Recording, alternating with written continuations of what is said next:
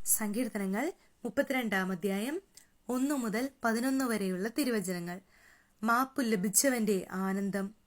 അതിക്രമങ്ങൾക്ക് മാപ്പും പാപങ്ങൾക്ക് മോചനവും ലഭിച്ചവൻ ഭാഗ്യവാൻ. കർത്താവ് കുറ്റം ചുമത്താത്തവനും ഹൃദയത്തിൽ വഞ്ചനയില്ലാത്തവനും ഭാഗ്യവാൻ.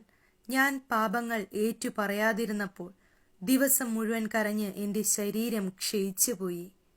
രാവും പകലും അങ്ങയുടെ കരം എന്റെ മേൽ പതിച്ചിരുന്നു. വേനൽക്കാലത്തെ ചൂടുകൊണ്ടെന്ന പോലെ എന്റെ ശക്തി വരണ്ടുപോയി.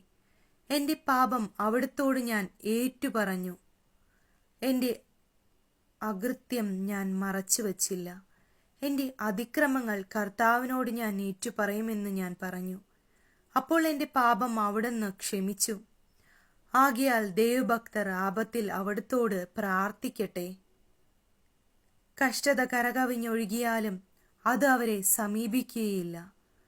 അവിടുന്ന് എന്റെ അഭയസങ്കേതമാണ്. അനർത്ഥങ്ങളിൽ അവിടുന്ന് എന്നെ രക്ഷിക്കുന്നു. രക്ഷ കൊണ്ട് എന്നെ പൊതിയുന്നു. ഞാൻ നിന്നെ ഉപദേശിക്കാം. നീ നടക്കേണ്ട വഴി കാണിച്ചു തരാം. ഞാൻ നിന്റെ മേൽ ദൃഷ്ടിയുറപ്പിച്ച് നിന്നെ ഉപദേശിക്കാം. നീ കുതിരയെയും കോവർ കഴുതയെയും പോലെ ബുദ്ധിയില്ലാത്തവനാകരുത്.